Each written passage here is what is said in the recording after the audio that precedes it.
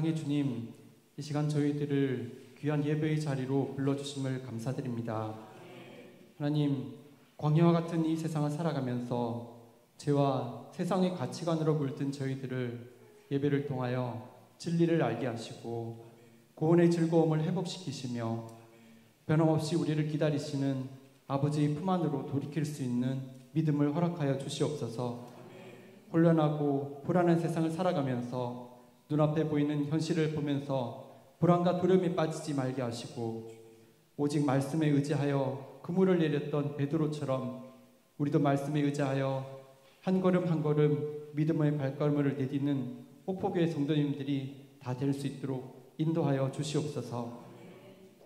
이 시간 말씀을 전하여 주시는 김주원 담임 목사님에게 지혜와 계시의 영을 부어주시어서 증거되어지는 말씀을 통하여 모든 성도들이 은혜 받고 세임을 얻는 귀한 이 시간이 될 수 있도록 인도하여 주시옵소서. 이 모든 말씀 예수 그리스도의 이름으로 기도드렸습니다. 아멘.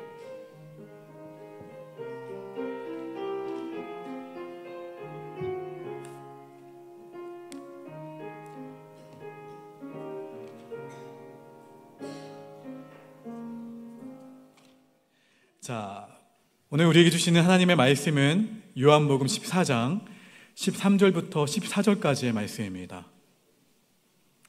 요한복음 14장 13절과 14절의 말씀을 우리 한 목소리로 함께 봉독하겠습니다. 시작. 너희가 내 이름으로 무엇을 구하든지 내가 행하리니 이는 아버지로 하여금 아들로 말미암아 영광을 받으시게 하려 함이라. 내 이름으로 무엇이든지 내게 구하면 내가 행하리라. 아멘. 이 시간 이 여신도에 나오셔서 특송해 주시겠습니다.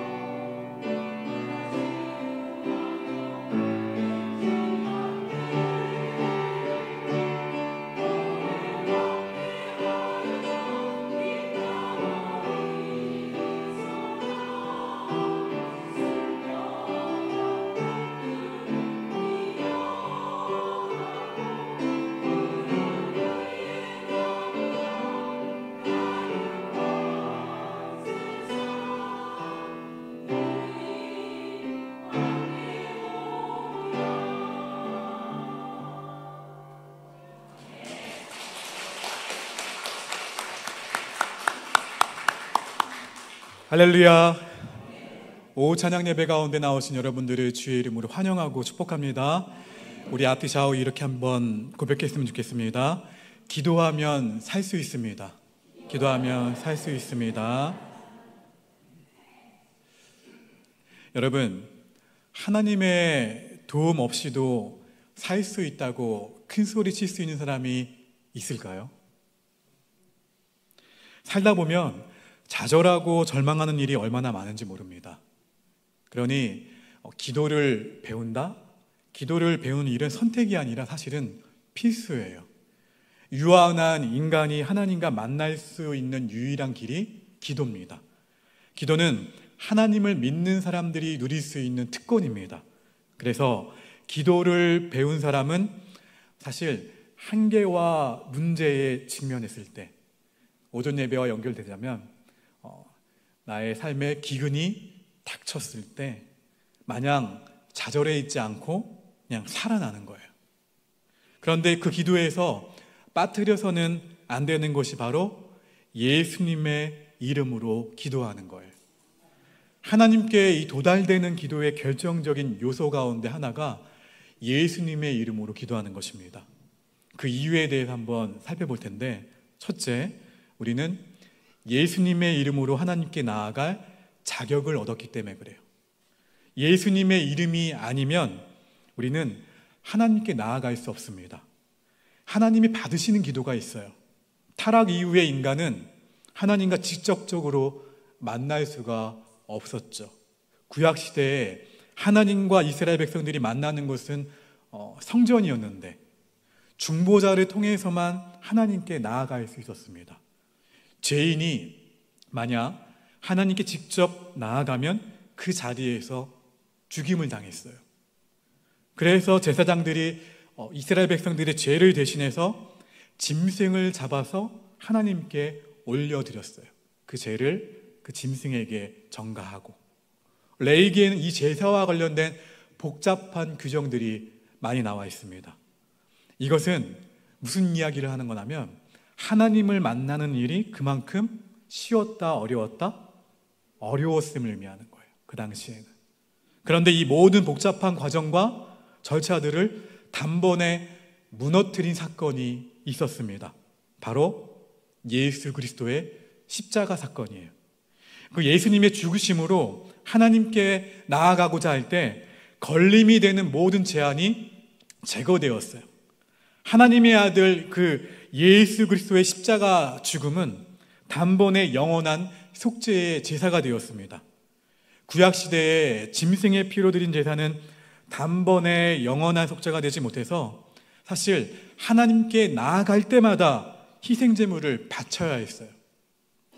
그리고 내가 바친 제물을 직접 드리지 못하니까 제사장의 중보가 필요했습니다. 그러나 예수님으로 인한 속죄의 제사는 완전하셔서 영원한 속죄의 제사가 되셨어요. 히브리서 10장 19절과 20절 말씀 함께 고백합니다. 시작.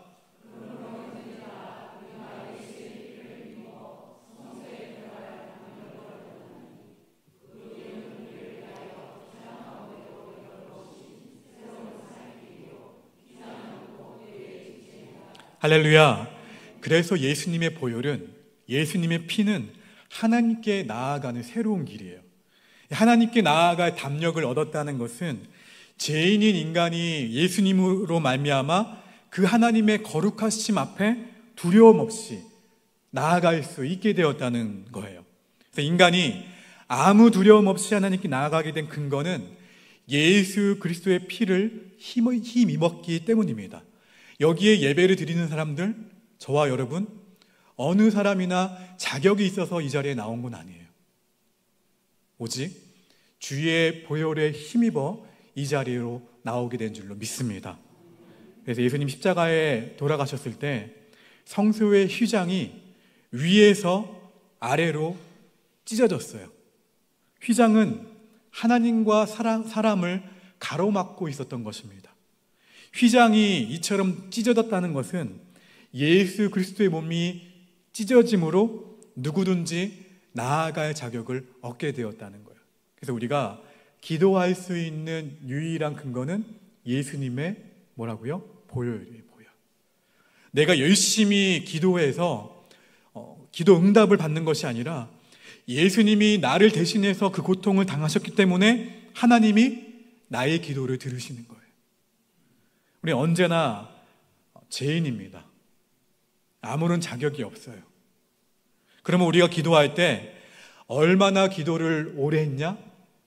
얼마나 그 기도에 정성을 바쳤느냐? 이것은 하나님이 우리의 기도를 들으시는 기준이 아니라는 거예요. 나의 공로가 아니라 전적으로 누구의 공로 때문에요? 예수 그리스도의 공로 때문에 하나님이 나의 간구에, 나의 기도에, 나의 목소리에 귀를 기울이시는 거예요. 내가 열심히 기도해서 응답받는 것이 아니라는 거예요.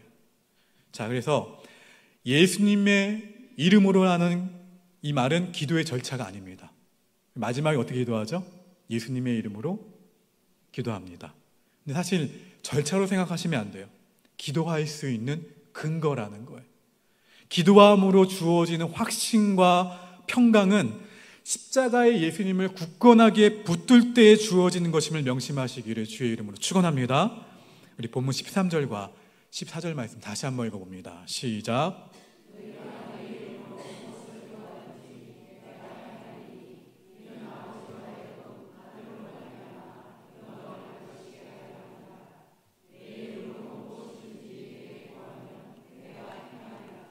이어서 요한복음 15장 말씀도 읽어보실까요? 16절입니다. 시작. 내 이름으로 아버지께 무엇을 구하든지 다 받게 하려 함이라. 아멘. 예수님의 이름 때문에 하나님과 우리 사이에 그냥 활짝 열린 대로가 열린 거예요. 가로막고 있던 모든 장벽이 무너졌습니다. 예수님의 이름으로 새로운 길, 새로운 시대가 열린 거예요. 이렇게 열리지 않았으면 여러분 오늘 예배 드리실 때 한 마디씩 갖고 오셨어야 됐어요. 무엇을요? 흠없는 짐승들을 갖고 오셔야 됐어요. 저는 여기서 그 짐승을 잡느라, 근데 어때요? 제가 그러한 절차만 얘기하는 것이 아니라 그 모든 절차를 다 하나님께서 없이 하시고 누구를 통해서요? 예수님을 통해서 예배하게 하시고 기도하게 하신 거예요. 그래서 아무나 누릴 수 없는 엄청난 특권이 우리에게 주어진 것입니다. 이것이 뭐라고요? 복음이에요.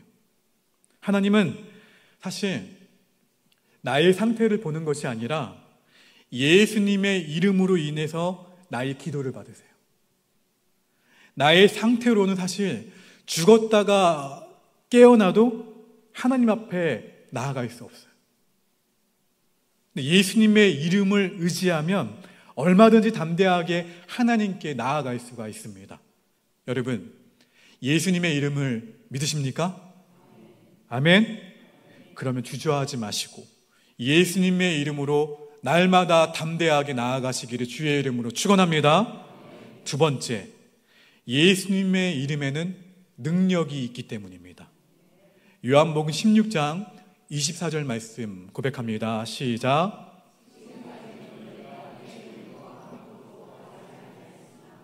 구하라, 그리하면 받으리니 너희 기쁨이 충만하리라.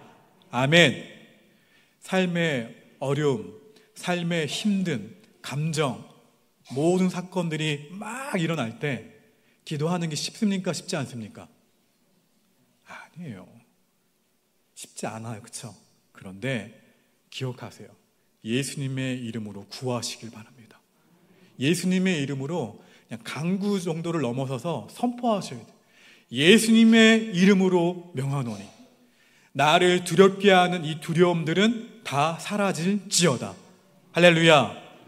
예수님의 이름으로 기도하는 것 자체가 응답을 전제하는 거예요. 응답. 예수님의 이름 자체가 권능이고 능력이고 치유고 회복인 줄 믿습니다. 무엇이든지 내게 구하면 내가 행하겠다라는 말씀에서 무엇을 느끼시나요? 다 행하신대요. 구하면. 예수님은 예수님의 이름을 적극적으로 사용하라고 말씀하십니다. 그만큼 기도할 수 있다는 것은 상상할 수 없는 특권을 가지게 되었다는 것을 의미해요. 이 기도의 특권은 인간이 죄로 인해서 잃어버린 통치의 능력을 회복하는 일이에요. 하나님은 우리로 하여금 기도라는 도구를 사용해서 누구의 일에 참여하게 하시는 거예요? 하나님의 일에 참여하게 하시는 거예요.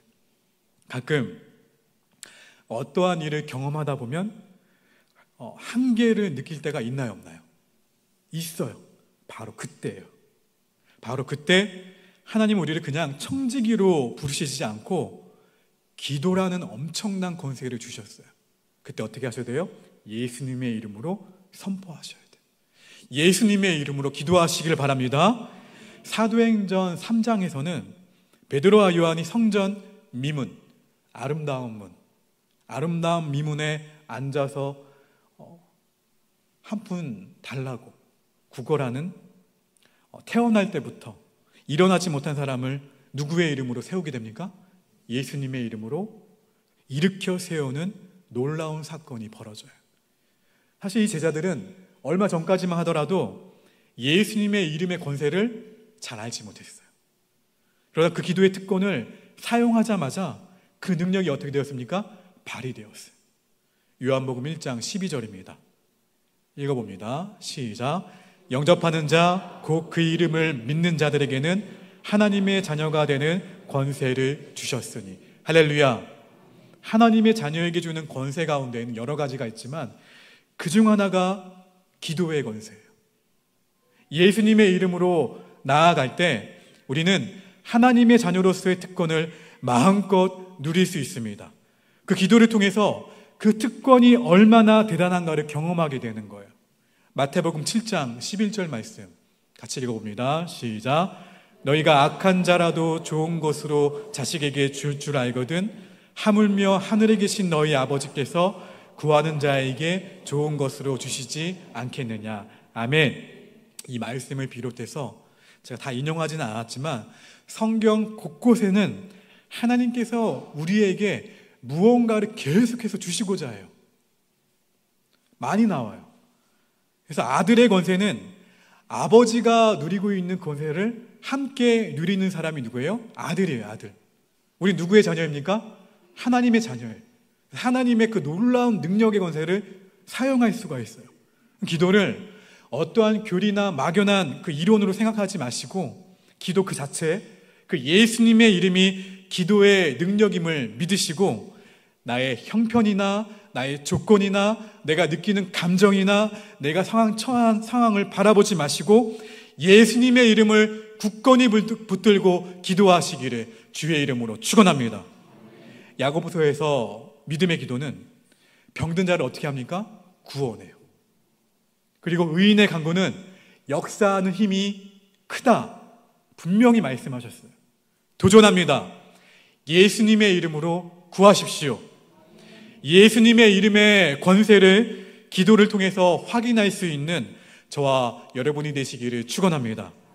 세 번째, 마지막이에요. 예수님의 이름에는 하나님의 뜻이 있기 때문입니다. 누구의 뜻이요? 하나님의 뜻이. 예수님의 이름으로 기도하기만 하면 무엇이든지 다 이루어지지만 가장 중요한 것이 있어요. 가장 중요한 것은 예수님의 뜻에 따라 기도해야 된다는 거예요. 예수님의 이름으로 기도할 때 우리는 예수님의 이름에 합당한 기도를 드리셔야 된다는 거예요. 우리는 내가 원하는 것에 이르기 위해 하나님의 권능으로 응답받기만 한다면 된다고 생각하는 경향이 있나요, 없나요? 있어요. 아마 첫 번째, 두 번째 제가 설명해 드렸을 때 아마 이런 생각이 깔려 있을 수도 있어요. 그래서 능력 있는 기도란 내가 원하는 것이 다 이루어지는 것이라고 착각하는 분들이 있어요. 하나님의 뜻과는 전혀 다른 기도를 하면서 예수님의 이름을 남발하고 들어주시지 않으면 어떻게 해요? 삐져요. 들어주시지 않으면 토라져요. 그리고 더 나아가면 따집니다. 내가 원하는 대로 안 들어주셨기 때문에. 여러분, 진짜 능력 있는 기도란 내가 원하는 것이 아니에요. 하나님이 원하시는 것에 순종하는 기도가 진짜 기도입니다. 그래서 온전히 응답받는 기도는 예수님의 이름에 합당한 기도를 드렸을 때예요. 무엇이든지 원하는 대로 구하라, 이 말씀에는 한 가지 단서가 있어요. 그 단서는 예수님의 이름으로 무엇이든지 구하면이에요. 예수님의 이름으로 기도한다는 것은 또 내가 구한 것을 통해서 하나님의 뜻과 하나님의 영광이 드러나는 것을 말해요. 예수님은 무한한 능력을 가지고 계셨지만 함부로 사용하지 않으셨어요. 기도할 때에도 자신의 필요를 가지고 기도하신 적이 없으세요. 단 한 번 있죠. 십자가를 앞두고 뭐라고 말씀하셨어요? 이 잔을 내게서 옮기시옵소서. 기도하셨지만 그 기도마저도 철회하셨어요. 나의 원대로만 없이고 누구의 뜻대로요? 아버지의 뜻대로 하시옵소서. 예수님의 기도는 그래서 우리에게 시사하는 바가 큽니다. 우리가 사업이 잘 되기를, 직장에서 승진하기를, 아니면 자녀가 원하는 대학에 들어가기를 기도하지만 그것보다 더 중요한 것은 하나님의 자녀다운 사업으로 하나님의 뜻 가운데 경영할 수 있도록, 또 하나님의 자녀로서 하나님의 영광을 위한 그 꿈을 이루어갈 수 있도록 지혜를 구하는 기도예요. 세상의 유혹이나 세속주의와 타협하지 않고 하나님의 말씀대로 살아갈 수 있는 믿음과 용기를 달라는 것이 기도하는 거예요. 진정으로 예수님의 이름으로 기도하는 사람은 하나님께 모든 것을 맡기는 사람이에요. 계속 말씀드리잖아요. 맡긴다, 원어의 뜻은 던지다. 누구의 것이 된다고요? 하나님의 것이 되잖아요. 그러면서 무엇을 해야 돼요? 나의 책임과 나의 의무를 다하셔야 돼요. 기도만 하는 것이 아니라 기도하되 어떻게 해요? 나의 책임과 나의 의무를 다하셔야 돼요. 공부를 잘하게 해달라고 나의 자녀가, 나의 손주가 기도했다면 성실하게 어떻게 해야 돼요? 공부해야 돼요. 그리고 배우고, 그리고 인류와 공동체를 위해 그 지식을 사용해야 됩니다. 하나님의 영광을 위해서 내가 사용해야 돼요. 또 직장을 갖고 계신 분들은요, 승진하고 출세하게 해달라고 기도했다면 주어진 삶의 자리에서 기독교인으로서 빛과 소금의 역할을 감당하기 위해 노력하고 그 결실로 하나님께 영광을 어떻게 하셔야 돼요? 올려드려야 돼요. 또 병이 낫게 해달라는 기도보다 이 병을 통해서 하나님의 뜻을 깨닫고 하나님의 영광이 드러나게 해달라고, 믿음이 더욱 굳건해지게 해달라고 기도하는 것이 더 하나님이 원하시는 기도라는 거예요. 나의 책임, 나의 역할, 내가 그 감당할 일에 대해서 하나님의 도우심을 구하는 것이 건강한 기도입니다. 옆 사람에게 도전합시다. 건강한 기도를 드립시다. 건강하지 못한 기도는, 다시 말하면 내가 성취하고자 하는 목표에만 몰두하는 거예요. 하나님의 뜻과 멀어지는 경우가 너무 많아요.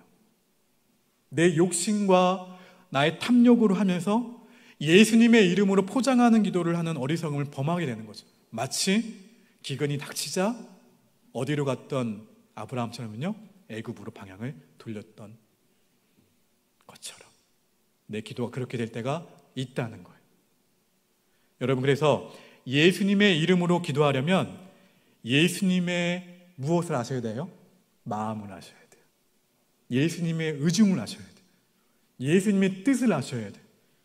예수님의 마음과 뜻을 분명히 알고 나면 사실 내 기도의 상당한 부분을 고치셔야 돼요. 예수님의 기도는 무엇을 얻기 위한 것만이 아니에요.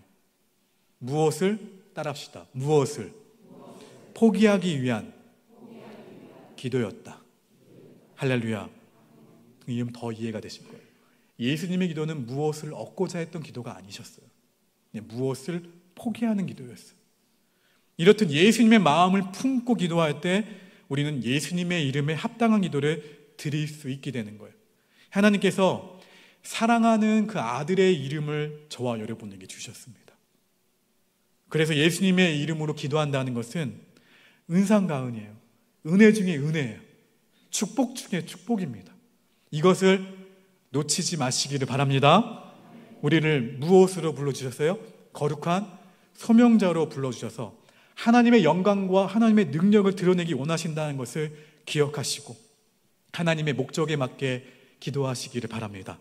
그리고 무엇이든지 예수님의 이름의 능력을 믿고 구하십시오.